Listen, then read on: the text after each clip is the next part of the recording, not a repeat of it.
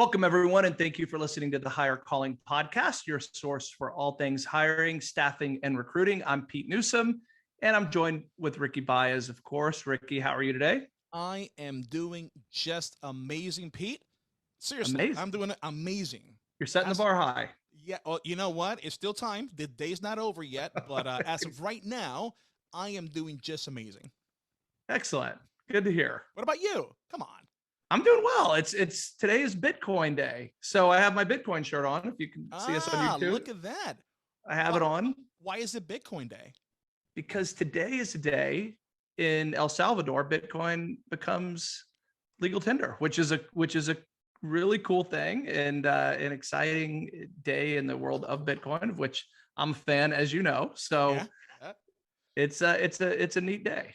Well, you got me to be a fan as well. When you and I started talking about it, I started really doing some research. You got us that book, that great book, and that's when I really started to learn more about it.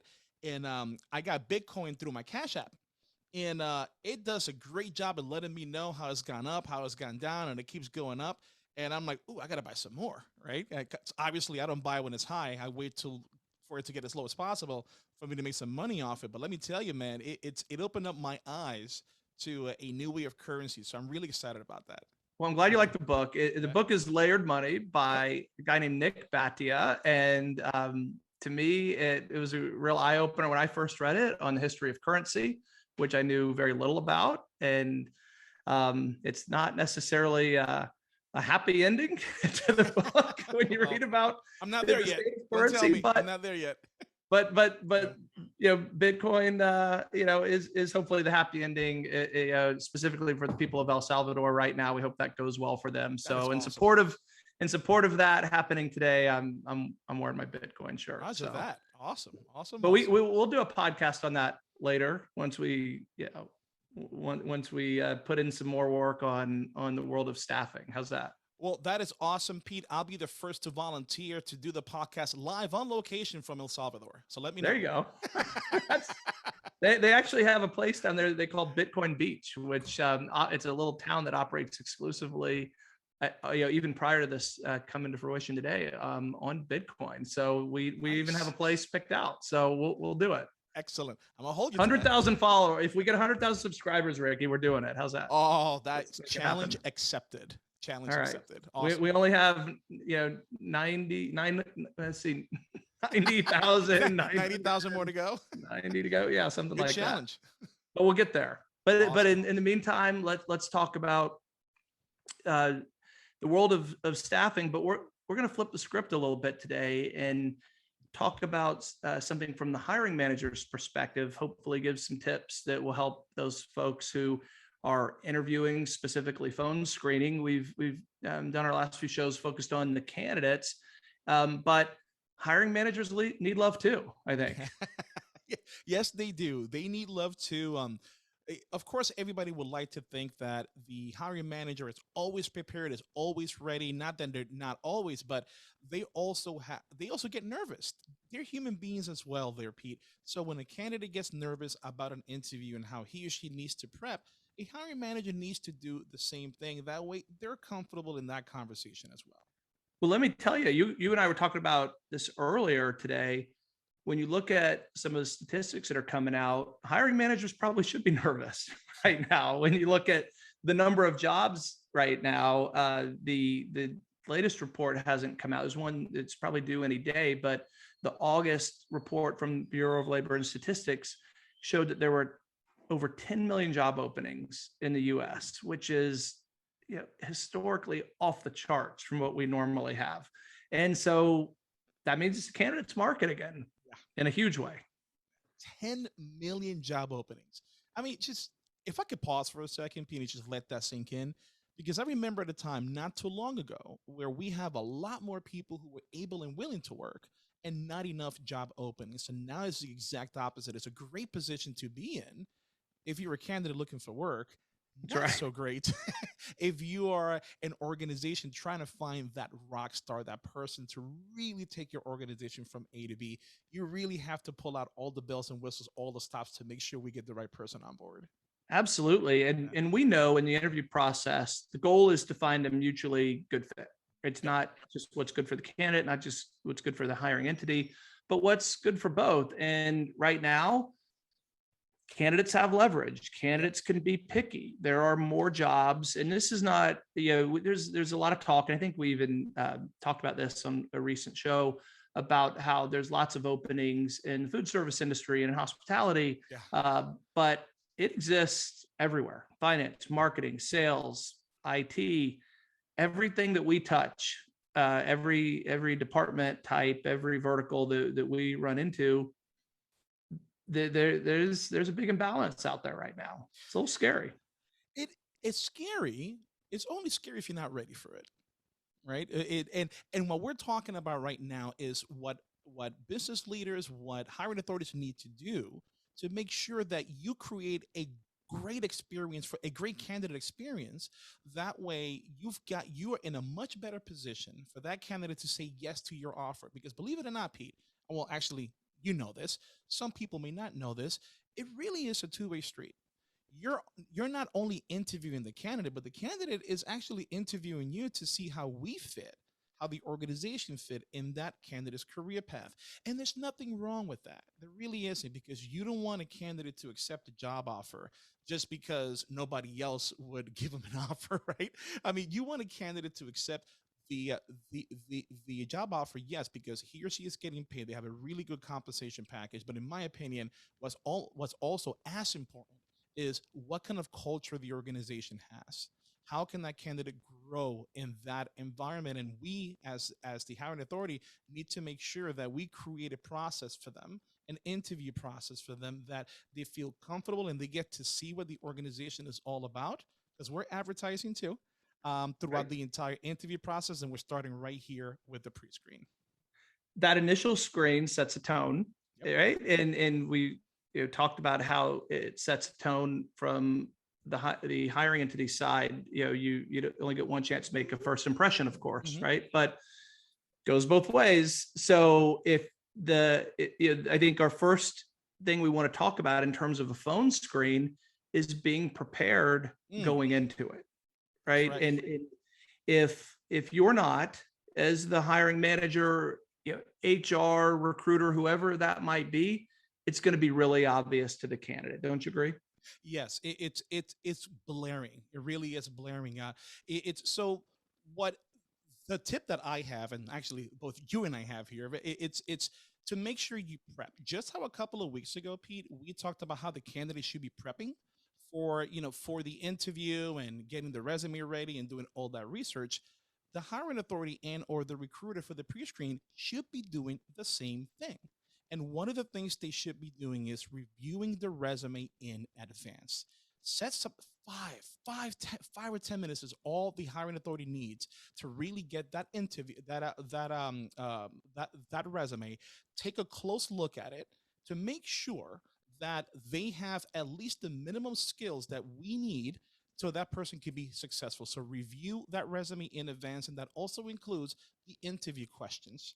As you're interviewing that candidate, that should not be the first time that you see the resume or the interview questions, because you should have done that way in advance, right? Yeah, absolutely. And first of all, at the most basic level, it's the courteous thing to do. It's the Yes, yes. professional thing to do, because someone is taking their time, and time is the most precious asset any of us have. I'm a huge believer in that. It is more precious than gold, more precious than Bitcoin even. Correct. And we can never get it back. And so if someone is spending their time with you on either side, show them the courtesy and respect of being prepared for the situation, and it will send a message, good or bad, depending on whether that preparation exists. So review the resume, no excuse not to, right? I mean, that's just, as basic as it gets, I think. It does, and that's the time to really take a look at if there's any gaps, any questions you may have. Write those questions off to the side, and that way, when the interviewer and the interviewer and having that conversation, it sounds just like that, like a conversation and not like an interview. I know that may sound counterintuitive, right? But it's important for that conversation to go just how like a normal two human beings are talking. Yeah, you want it to be efficient, right? Especially in a phone screen, because Yeah, I wrote a blog article about this. It just was published a couple weeks ago, I think, that Mhm. it talks about the benefits of a phone interview and why you should do it. And it's efficient, it's cost effective, it's convenient, it can happen quickly. I mean, there's a lot of good reasons. It helps you get through a number of candidates quickly, because you don't want to invest a depth of time, significant time with candidates who you're not going to hire. So you want to create efficiencies wherever possible. And being prepared going in is the best way to do it. That's right. And, like you said, pick out the questions that you think are necessary, that complement the questions that you're going to ask of every candidate. But if something jumps out at you, like a gap on a resume, as you just mentioned, you want to address that early. That's right. Don't wait till the end to ask why you were unemployed for 5 years. Yeah. If you see that gap there, now then there may be a very good reason for that. But if it's something you're going to get to and you know that you're going to get to it, do it right away. That's right. That's right. And it's look, if we expect that from the candidates, it's only fair that we do the same thing for them, right? That way. Absolutely. And what a commercial is that, Pete? I mean, think about it. Think about it. Even if the person doesn't get the job, they go out because they talk. Candidates do talk about who's looking for what. They're Right. going to be talking about the process. Like, man, we interviewed. I didn't get that job, but let me tell you, we had a great conversation. This is how an interview should go. That's the kind of pomp and circumstance I want to see out of any interview. That's a great point to bring up, is that candidates will talk and in this candidates market, but that shouldn't even be the reason. It's just the right thing to do. Yeah, true. But it will penalize you and it happens. I mean, as the third party, when we talk to, if an organization develops a bad reputation and it's one that gets out there, candidates will bring it up to us, and say, oh, I heard this company does XYZ, and may not want to interview them with them. Now, fortunately, that doesn't really happen with our clients, but we do hear that about other organizations, Yeah. and it becomes a real deterrent to candidates who would otherwise want to consider working for that organization. One more thing on this topic of being prepared is not being late for that phone screen. Now, this Ooh. is just 101, but it does happen. Um, I think it should be avoidable, right? I mean, if you know you're going to have a phone screen with someone, make sure that you're planning in advance. Find the right place to conduct that interview. Yep. Don't let the candidate know you may be rushed. You may be having a bad day. You may have a million other things on your mind, but don't let the candidate know that, right? Because they need to be the most important thing to you in that moment. That is a really good point, Pete. The part about feeling rushed. Because I have seen situations where a hiring authority, they're running from back-to-back meetings. They just happen to see this resume. They know they have this interview. They haven't done that research. Right after that interview, they have another meeting, so they does sound rushed. It's really important for the interviewer to set the tone of that conversation. So here's a pro tip. And this is for all the HR people, all the HR specialists out there that set up interviews for hiring authorities or hiring authorities who do this for themselves. If you have a meeting, whatever meeting, at 11 a.m., do not, and that meeting ends at 12 noon, do not start an interview at 12 noon. Give yourself 30-minute buffer. If you give yourself 30 minutes, and that 30 minutes should account for the meeting going over 5-10 minutes, which normally it does, right? Everybody's busy these days, but it normally does go over, especially via Zoom.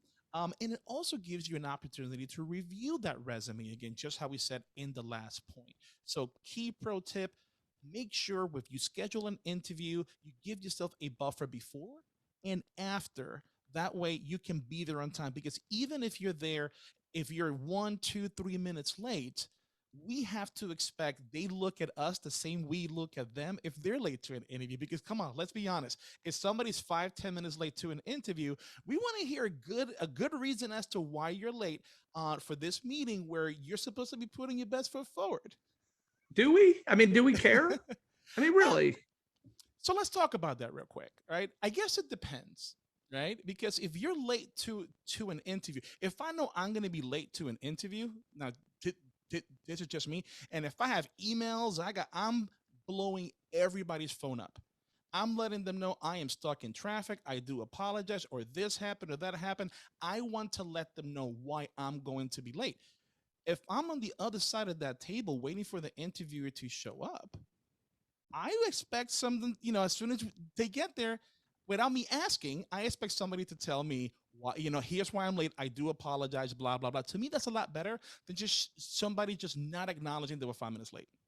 Yeah, what I think is inexcusable is to not give someone a heads up in advance. Yeah. We all have cell phones, we all have access to communication tools, and it's not like, I guess if you didn't realize you were going to be late until the moment you're late, then that's just as bad, because it shows you weren't even planning on, on this experience, and you weren't thinking about it in advance, and that's an awful signal to send to someone, or message Either to either send. way, either way, right? um so if you are that hiring manager and something unavoidable comes up, because we know it does happen, Yep. especially in a work situation, there's always something that could take precedence, um, or take priority. You need to communicate it as it happens. Right. Communicate to the candidate, reschedule if you need to, but do it as early as possible. Yes. That's the point. And um, I love your tip of just create a buffer, Yeah. right, with your calendar. Yeah. And that's just it all. Once again, it's just being courteous, and that matters, because if if the candidate is weighing their different options and they're going to choose your job or another, in at this point, even whether to pursue it towards a second interview, um, that's not a good start. That's No, not a good start at all. it's not. So far, Pete, we've got reviewed the resume in advance. We have the being on time. What's the next tip? What do you have? Well, I think we touched about one that I wanted to talk about coming in, which is preparing questions. So we Yeah. yeah we did touch on that already. Um, the only thing that I want to make sure we make the point on with the phone screen, because the phone screen is not intended to get to know someone at any great depth. Now, the caveat to that is, if the phone screen is the only interview, then it's not really a phone screen at all. It's just an interview. Yep. We're talking initial pass. Let's find out on the surface if we're right for each other. As a boy, I can't. It's hard for me not to talk about this without sounding more like a relationship than anything I else. was about But to say that's that. how I think of it. It really is. And so if that's the objective, which is let's see what happens at first pass. Do as a candidate, if I'm the hiring manager, do you have the skills that we're looking for? Do you have the baseline personality that we're looking for, experience, background, credentials? Are you who you appear to be on your resume? Because I've already looked at the resume prior to scheduling the phone interview. Then I just want to confirm all of that as efficiently as possible before moving on to the next step. Now that's what I wanted to bring up, is make sure you communicate what that step is and what any future steps may need to be. So for me, I often have to adjust my thinking when I take the third party recruiter out of the equation, Okay. because when we're involved, we always have these conversations up front with our client, which we communicate to the candidate. But there's not always a third party involved, and that's what we're talking about here, where that phone screen may be the first live interaction between a candidate and the hiring entity. So you want to lay that out, what's going to happen, that roadmap, if you will, for the rest of the way, and everyone wins if you do that. And I'll even go so far as to say, if you're not going to move on, tell the candidate then. Don't let it linger. Ooh, can we talk about that real quick, Pete? Let's I do it. love that topic. I love that topic because I've seen way too many candidates that and I've been one of them as well years ago, where I would interview somewhere, and after the interview, I'll hear nothing. Like 2 or 3 months down the road, nothing. And then later on, when the requisition is closed, I get that dreaded email right? The email that says, thank you very much for your interest.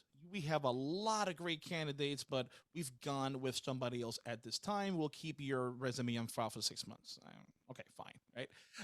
From my perspective, and I think what I'm about to say is a little bit controversial, so follow me here, right?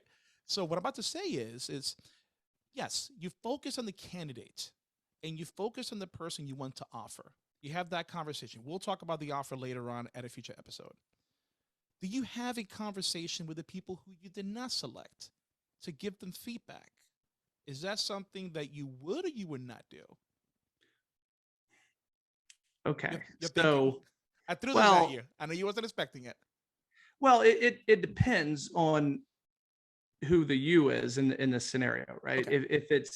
If it's us as Four Corner Resources, the third party recruiter, absolutely. We want to talk about the candidate's objectives and background and skills and desires and career objectives, all those things prior to telling them about any job in depth if it's the first time we're interacting with someone. So we may not, oftentimes we'll have conversations with candidates and decide that the job that we initially contacted them about is not a good fit based on comprehending at a deeper level the candidate's what the candidate wants, right? So in that case, yes, of course. In the case of us, letting someone know why they're not going to be selected for an interview, or passing along feedback from a client, yeah, of course, we're gonna do that too. Where we possibly can, always, or I should say specifically where it's going to help the candidate going forward. If someone wasn't prepared, if someone, and that's why they were late to the interview, all the things we've already talked about. Because usually when you get to the interview, it's the candidates to lose or not based on how they perform in that situation. So of course we want to give them tips to do better next time.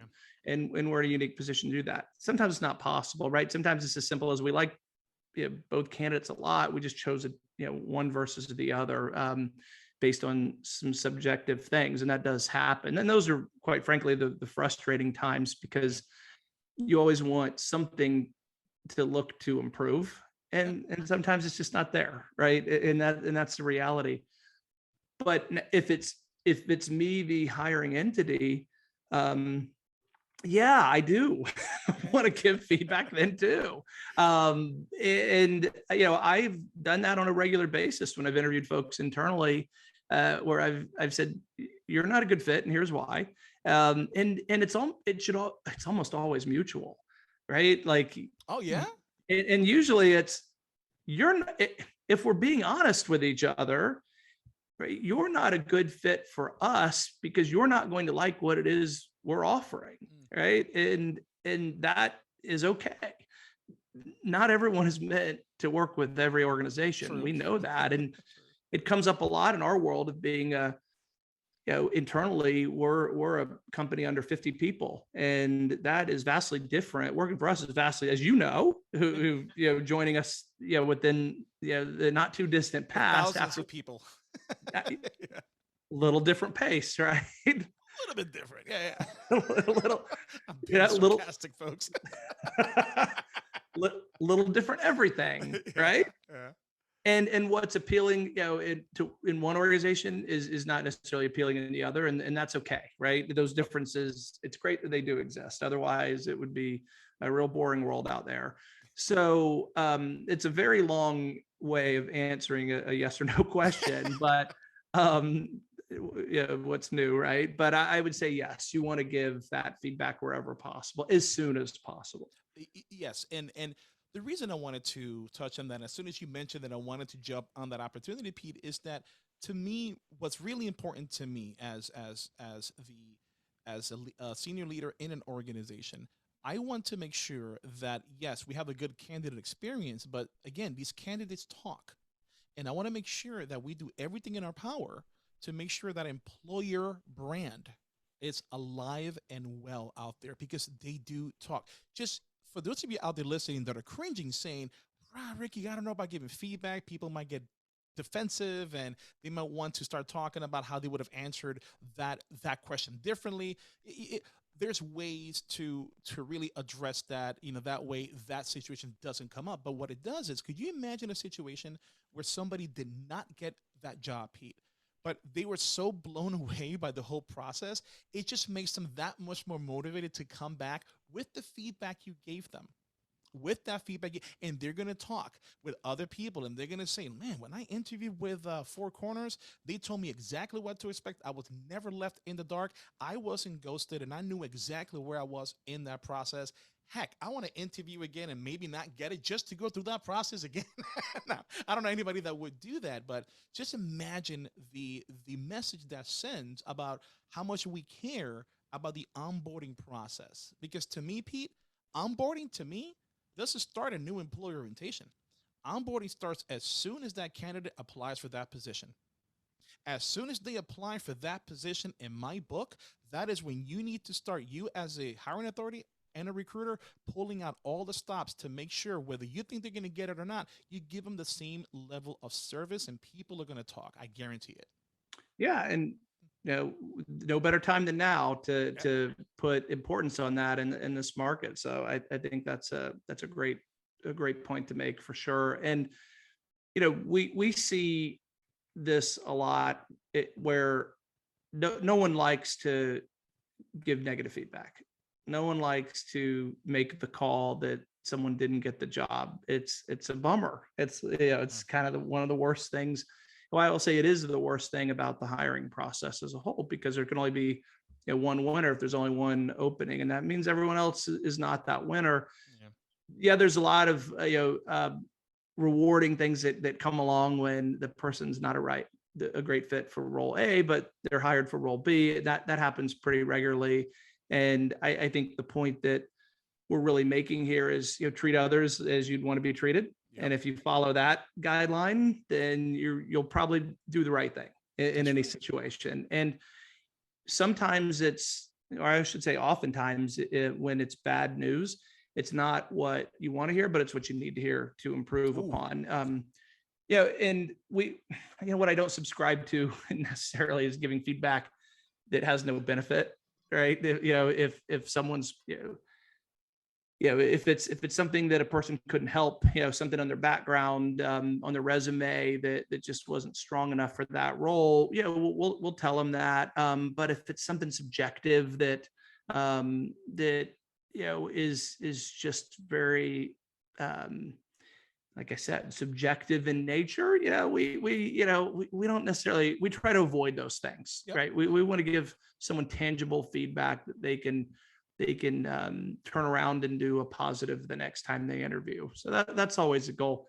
But like we said, it's not always possible. No, it's not. Yeah, but it's good for that to be out there. And again, it just, folks, if you're thinking about this, remember it could only help your employer brand. Just remember, even if the person didn't get that job, you want to make that person a walking billboard about your process.